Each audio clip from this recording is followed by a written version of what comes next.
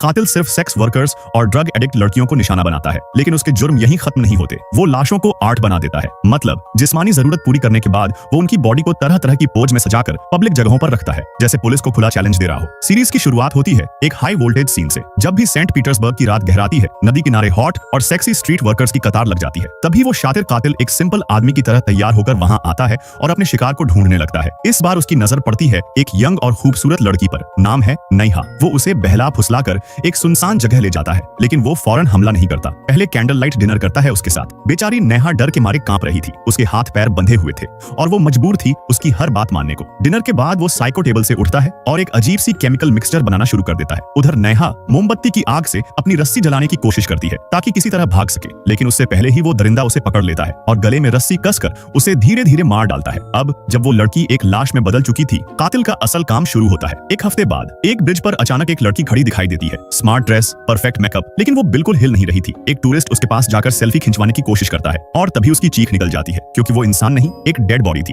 वो कोई और नहीं बल्कि वही लापता नेहा थी। उसकी बॉडी को प्रोफेशनली एम्बॉल्म करके सजाया गया था। पैरों पर ह्यूमन बॉडी पेंटिंग भी थी। जब फॉरेंसिक टीम ने जांच की तो पता चला कि कातिल ने जो केमिकल इस्तेमाल किया है वो बहुत ही रेयर है, कोई अनोखा फॉर्मूला। और सबसे हैरानी की बात ये कि उसने लाश पर कोई भी फिंगरप्रिंट या सबूत नहीं छोड़ा। पुलिस अभी इस केस की शुरुआत ही कर रही थी कि तभी नदी किनारे दूसरी लाश मिलती है। इस बार मरने वाला एक आर्ट कॉलेज का स्टूडेंट है। उसे भी एम्बॉल्म किया गया था, लेकिन उसके लेफ्ट फुट में डिकम्पोजिशन शुरू हो चुकी थी। वो हिस्सा काला पड़ चुका था। फॉरेंसिक रिपोर्ट के मुताबिक उसकी मौत भी गला घोंटकर हुई थी। डॉक्टरों का शक है कि कातिल को लाशों को प्रिजर्व करने का अच्छा खासा एक्सपीरियंस है। शायद वो किसी फ्यूनरल होम या मोर्चरी में काम करता होगा। लेकिन केस में शामिल क्रिमिनल साइकोलॉजिस्ट जोया इससे सहमत नहीं थी। उसने बताया, अगर ये आदमी वाकई फ्यूनरल सर्विस का प्रोफेशनल होता तो इतनी बड़ी गलती, एक पैर का पूरा हिस्सा सड़ जाना, कभी नहीं करता। इसलिए जोया का मानना है कि ये कातिल कोई आम आदमी है जो बस ह्यूमन बॉडी एम्बॉल्मिंग का क्रेजी शौक रखता है। वो एक्सपेरिमेंट कर रहा है, सीख रहा है और शायद हर मर्डर के साथ खुद को और परफेक्ट बना रहा है। अब इस बहस का कोई नतीजा निकल पाता उससे पहले पुलिस को तीसरी लाश की खबर मिलती है। इस बार वो लाश मिली है एक भीड़ भाड़ वाले बीच पर। लाइक और कमेंट जरूर करो अगर अगला पार्ट चाहिए।